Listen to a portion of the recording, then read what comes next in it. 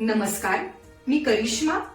LV न्यूजच्या बातमीपत्रामध्ये आपल्या सगळ्या दर्शकांचे अगदी मनापासून स्वागत.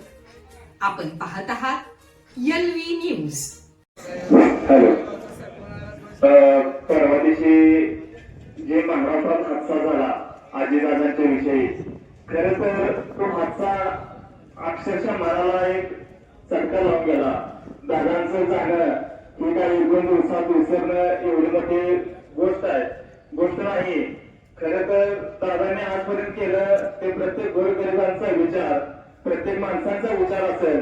सकाळी 6 वाजता माणूस उठून जो जनतेच्या गोरगरिबांच्या कामात लागत होता तो आमचा नेता, आमचा अजितदादा होता. खरं तर अजितदादांचं भावपूर्ण श्रद्धांजली फक्त म्हणून मी 2 गोष्ट संपवणार नाही. खरं तर अजितदादांनी आपण अशी भावपूर्ण श्रद्धांजली द्यायची आहे. अजितदादांचा आपण पक्ष मोठा करायचा, अजितदादांचं घड्याळ, अजितदादांच्या पक्षाच्या पाठीमागे आपण ठामपणे उभे राहू. अजितदादांच्या घराच्या पाठीमागे आपण ठामपणे उभे राहू, एवढं सांगतो. खरं तर आज 4 दिवस झालं या घातमातेवर काला होता की आमचं नेता आमचं लेर तोडणार, खरं तर ते विसरा. कारण का ती दिवस गेले. मला वाटतं आता आमदारकी मला माहित नाही तेव्हापासून तुमच्या घरात आहे, तेव्हापासून तुम्ही जाहीरनामा काढला नाही. आज पंचायत समिती का आली, आज जिल्हा परिषद आली, आज तुम्ही जाहीरनामा काढताय. आज आमच्या गावचे उमेदवार आहेत. मला काय व्यक्तीच्या कुणाला विरोध करायचा नाही. खरं तर आज 10 वर्षात तुम्ही बघायला गेला तर तिसंगी गावात एकही विकासात्मक काम झालेलं नाही. खरं ही एक लाचारवाणी गोष्ट आहे. आज ज्या गावातला उमेदवार त्या गावातलं काम पूर्ण करू शकत नाही, आज ते माणूस घाटमात्याचा विकास काय करणार आहे, या तालुक्याचा विकास काय करणार आहे. मला सांगा, या तरुणांचा विचार आपण केला पाहिजे, या शेतकऱ्यांचा विचार केला पाहिजे. ही लढाई फक्त अनिलदादांची, रावसाहेबदादांची नाही. ही लढाई अनिलदादांची, रावसाहेबदादांची नाही. ही लढाई तुमच्या आमच्या सर्वांची आहे. ही लढाई तुमच्या आमच्या सर्वांची आहे. होणारा विजय सुद्धा सर्व गोरगरीब जनतेचा आहे. तर यातून होणारा विजय हा गोरगरीब जनतेचा आहे. आपल्याला पॅनल टू पॅनल खेळायचा आहे. आपण त्यांच्यासारखं कोणासारखं एका व्यक्तीवर येणार नाही. रावसाहेब दादा, तुम्हाला एक शब्द देतो, या घाटमात्याचं जसं महाराष्ट्राचं राजकारण सांगली, सातारा, कोल्हापूर ठरवतो, तसं या गणाचं राजकारण घाटमात्यात ठरवतो. तुम्हाला शब्द देतो, नंतर तुम्हाला पाठिंबा मिळणार. पॅनल टू पॅनलच खेळून तुमच्या पाठीमागे आम्ही ठामपणे उभे राहू, एवढं तुम्हाला शब्द देतो. निवडून आल्यानंतर आनंदाने आपल्याला एक गोष्ट करायची आहे. गावागावात तरुणांच्या बाबतीत आज एक पोलीस भरतीसाठी काही जिम असलेल्या, ग्राउंड असलेल्या त्या गोष्टी आपल्याला केल्या पाहिजेत. डॉक्टर बाबासाहेब आंबेडकरांचा शब्द आहे, पुस्तक वाचलं की मस्तक सुधारतं, आणि जे मस्तक सुधारतं ते कुणापुढेही नतमस्तक होत नाही. हा उद्देश विचार देऊन प्रत्येक गावागावात आपल्याला वाचण्याला उभा करायचा आहे. आज त्यांनी नुसतं पाय पडून, नुसतं भावनिक तत्वावर, कोण पैशाच्या तत्वावर आज मत मागायला येतं, आणि या घाटमात्याचा म्हणा आपल्या प्रत्येक गावाचा फक्त वापर करून घेतं. आपल्याला त्या गोष्टींचा बळी पडायचा नाही. आपल्याला त्या गोष्टींना कोणी बळी पडू नका. आपल्या नेत्यात खमके. मला व्यक्तीच्या कुणाला विरोध करायचा नाही, आणि व्यक्तीचा विरोध करायला माझा नेता ही काय खमक्या हलक्या पातळीचा नाही. व्यक्तीचा विरोध ही तुम्हाला झेपणारही नाही, आणि तुम्ही ते करायलाही जाऊ नका. एवढंच सांगतो. ह्या घाटमात्यावरचा जे आवाज आहे ते तुम्हाला 9 तारखेला रावसाहेब दादा आणि तुम्हाला आम्ही दाखवून देऊ. आम्ही ठामपणे तुमच्या पाठीमागे उभे राहून एवढंच बोलतो. हे काय बोलत ना थांबतो. जय हिंद, जय महाराष्ट्र. घाटमात्याचा बोलत आवाज माझे पाटील साहेब आपले मनोगत व्यक्त करतील. माझं भाषण पहिल्यांदाच आहे, काय चुकलं असलं तर जरा माफ करा. पण का आता उमेदवारी ठरवताना खरंच अनिलदादा बी इच्छुक नव्हते, रावसाहेब पाटील बी इच्छुक नव्हते. मी स्वतः संजय काकांकडे गेलो. काकांना म्हटलं, जर विकास हक्केसारख्या माणसाचा पराभव करायचा असेल तर अनिलदादाला पहिलं उभारायला लागतंय, तरच घाटमात्याचं गणित जुळतंय. काकाने 4 महिन्यावर ठरवलं की बाबा या गोष्टी आपण फायनल करायच्या. त्यानंतर आम्ही सरकारच्या गेलो, सर्व सरकारच्या बसलो, काय सगळ्या गोष्टी आम्ही सगळ्यांनी सांगितल्या. मग तिकीट फायनल करताना पंचायत समिती काहीच अडचण नाही आपल्या. लगेच फायनल झालं. जरा रावसाहेब पाटील आणि नितीन दादा यांचं जरा चोरस होती. त्यात मी नितीन दादाने आपला त्याग केला, रावसाहेब पाटलांना उमेदवारी दिली. कारण त्यांना माहित होतं तिरंगी झालं तर आपल्याला अडचण होईल. आता निवडणूक लागल्या. घाटनांद्रे गावाला माझी एक नम्र विनंती आहे. कारण घाटनांद्रेचा उमेदवार आहे, तिसिंगीचा उमेदवार आहे, जाकापूरचा उमेदवार आहे. तिन्ही बी गावची मतदान चांगली घेणार आहेत. मग घाटनांद्रेला मतदान जास्तीत जास्त आणि पॅनल टू पॅनल करायचं आहे. कारण रावसाहेब पाटलांची लढाई त्यांचा बळी गेला नाही पाहिजे, हे सगळ्यांनी लक्षात ठेवलं पाहिजे. कारण विकासाकी हा पैसवान आहे, पैशाची मस्ती आहे. निवडणूक झाल्यानंतर ते तुम्हाला किती विचारतोय की आम्हाला माहित आहे. त्यामुळं रावसाहेब पाटलांना घाटनांद्रेचं शक्यतो पॅनल टू पॅनल एवढी काळजी घ्या. राहिली घाटमाथ्यावरची गावं गर्जेवाडी, कुंडलापूर, वाघोली. कुंडलापूर तुम्हाला माहितच आहे, काय अजिबात अडचण येणार नाही. गर्जेवाडी सुद्धा त्या हिशोबाने सिस्टीम लावल्या. वाघोली सुद्धा चांगलं होते. आता राहिला विषय काका. आता खरं सांगा, घाट पातळीवर काकाच्या जे विचाराचे लोक आहेत, सरकारांचे विचाराचे असतात, ते ताकद मतदान केलं पाहिजे.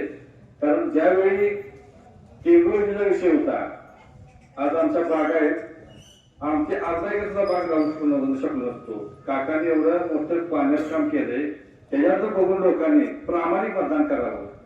जे आज विरोधी आमदार असतील, आज काय काय जरा ग्रुपला आलं कॅबिनेट मंत्री होणार म्हणून, आता एकाला फक्त इलेक्शनला नुसतं ज्ञान लावायचं एवढंच त्यांच्याकडे आहे. कॅबिनेट होणार, असं होणार. त्यामुळे कुठल्याही दबावाला बळी पडू नका. आर्थिकचा विषय मोठा येणार आहे, जरा सावध राहा. आर्थिक 1000-2000 काय लय महत्वाचं नाही मताला. रावसाहेब पाटील खमके नेतृत्व आहे, त्यांची कामाची पद्धत बघा, आम्ही बघितली आहे. आणि आनंददादाचा तर सांगायचाच विषय नाही. कारण आनंददादा जसे माग असू द्या, त्या मागे भक्कम उभा करते. त्यामुळे वाईटपणा घेतला विचारांनी. काय सांगायचं आता, माझ्या तर अशा अवस्था, आम्ही त्यांचं कट्टर विरोधकच. कारण आमच्या सरपंचावर तिने विश्वास ठेवा त्याला, दीपक चव्हाणला घेऊन. आज रोजी दुर्दैव एवढं आहे, ती व्यक्ती आज त्यांना मदत करत नाही. गरजेवाडीची तीच परिस्थिती.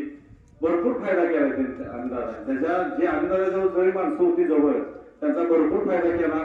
आता त्यांनी त्यांची जाण राखली नाही तर आपला काही पर्याय नाही. तर आम्ही एक शब्द दादा, आमचं गाव असू दे, आम्ही काय 11 बोलणार नाही. गरजेवाडी असू दे, ते तुम्हाला गाव 100% प्लस राहणार एवढी गॅरंटी देतो. थांबतो.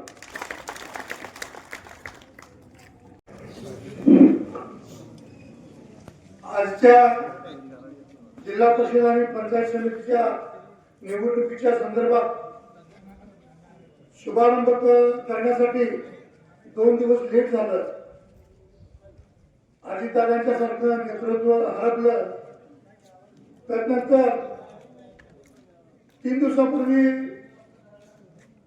गरुबा येथे, अरेवाडी येथे आपला शुभारंभ करण्याचे ठरले होते. पण 2 दिवसाच्या या दुःखद बातमीनंतर 2 दिवस लेट झालं आणि आज घाटनांद्रे गावामध्ये प्रचार शुभारंभ आपल्या सगळ्यांच्या साक्षीनं होत आहे. मी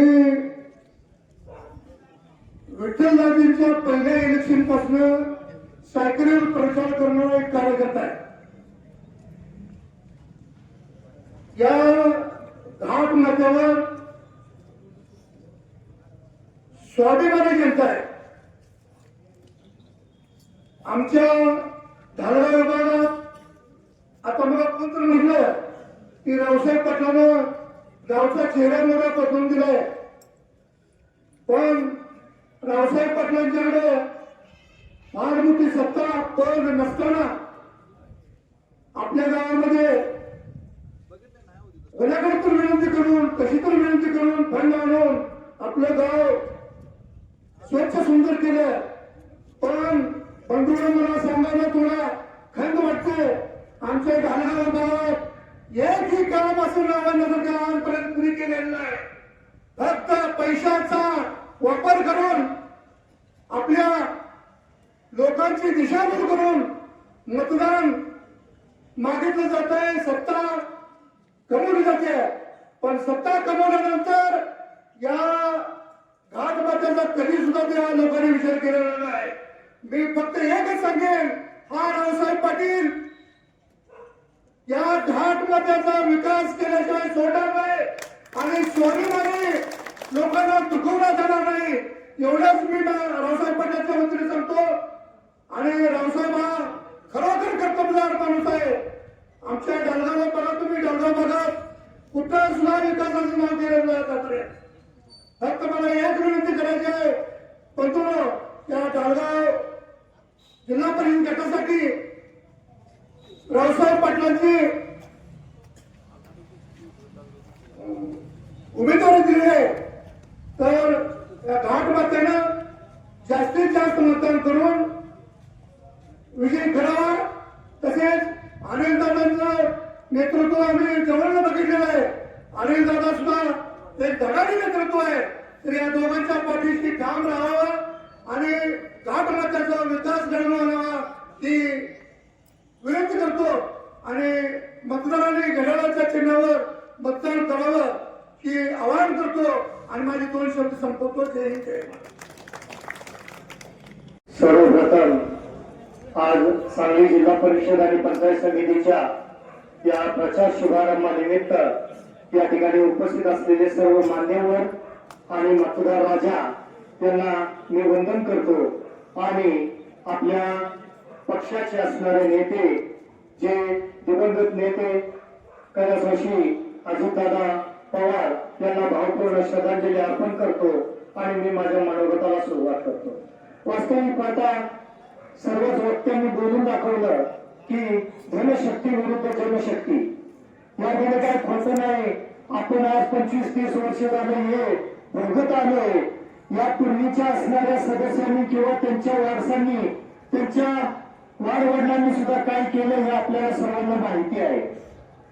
त्यामुळे माझ्या माता भगिनींना आणि त्याबरोबर इथे असणाऱ्या बंधू आणि वडीलधारी माणसांना माझी एकच कळकळीची विनंती आहे, आणि ती म्हणजे जनशक्ती काय करू शकते हे दाखवून द्यायची वेळ आता आलेली आहे. आणि हे करत असताना आज आपल्या नेत्यांनी कामाचा गुरु समजून या असणाऱ्या वयाने कमी असणाऱ्या रावसाहेब पाटलांच्या रूपाने या ठिकाणी आपल्याला उमेदवारी दिली. त्या उमेदवारीचं ते सोनं करणारच, परंतु त्याबरोबर या आपल्या असणाऱ्या जिल्हा परिषद गटाचं सुद्धा सोनं होणार आहे. त्यात कोणतीही तीळ मात्र शंका नसणार. या असणाऱ्या विरोधी उमेदवारांचे वडील एक वाक्य बोलत होते की राजाराम पाटील माझे राजकीय गुरु आहे. अहो, ज्या राजकीय गुरुला असो किंवा कोणत्याही गुरुला जर तुम्ही सांभाळू शकत नसाल तर या तमाम जनतेला तुम्ही काय सांभाळू शकाल, हा माझा पहिला सवाल. तुमचा पैसा नक्कीच परमेश्वराच्या कृपेने तुम्हाला मिळाला, त्या लक्ष्मीला समजून खावा. त्याचा उत्मात चांगला नसतो आणि ते पारडं उलट करण्याची शक्ती ही लोकांमध्ये असते. राजाराम पाटील जसे राजकीय गुरु आहेत तसेच आयटी पाटील सर हे सुद्धा एक शैक्षणिक विद्येचे असणारे गुरु आहेत. आणि त्या गुरुबद्दल सुद्धा आज शिष्यच कशा प्रकारची वक्तव्य करतात हे सुद्धा जरा आत्मसात करणे गरजेचं आहे. हा पैशाचा नाज आहे. माझ्या एका कोणीतर बांधवाने बोलून दाखवलं, खरोखरच ही असणारी पैशाची गुरमी आपण तुम्ही आधी मिळून जिरवली पाहिजे, त्याशिवाय आपल्याला सोन्याचे दिवस पाहायला मिळणार नाही. माझे मित्र या ठिकाणी पाटील साहेब बोलून गेले की आज आपण बागा फुलवायला लागलोय. खरोखरच या भागामध्ये जी पाण्याची गंगा वाहिली कोणीही त्याचं श्रेय घेतं, परंतु त्याचे खरे शिल्पकार आपण जर पाहिले तर विठ्ठलदाजी पासून शेळगे बापू पासून अजितराव घोरपडे सरकारापर्यंत यांनीच केलेलं कार्य हे महान आहे. हे आपण विसरून चालणार नाही. आज त्या असणाऱ्या नेत्यांच्या रूपाने नेत्यांनी दिलेला विश्वास आपल्यावरती जी उमेदवार दिलेले आहेत, अनिलदादा असतील, आयटी पाटील सर असतील, रावसाहेब पाटील असतील, अनिलदादांनी तर मोठ्या प्रमाणात राजकारणाचा अभ्यास आहे त्यांच्याकडे आणि विरोधी पक्षाचा उमेदवारांचा सुद्धा चांगला अभ्यास त्यांच्याकडे आहे. त्यामुळे शंका आमच्या डोक्यात घाटमात्याची नाही आणि तुमच्या डोक्यात जी धारगाव मात्याची आहे ती शंका सुद्धा दूर करा. कारण त्यांचं पाणीपत झालेलं आहे, त्यांच्या पायाखाली वाळू घसरलेली आहे. आज आम्ही बघतोय प्रत्येकाच्या घरामध्ये जाऊन यात्रा आहे चिंचणी बाळकाची आणि त्या यात्रेनिमित्त आपले बांधव भक्त चाललेले आहेत.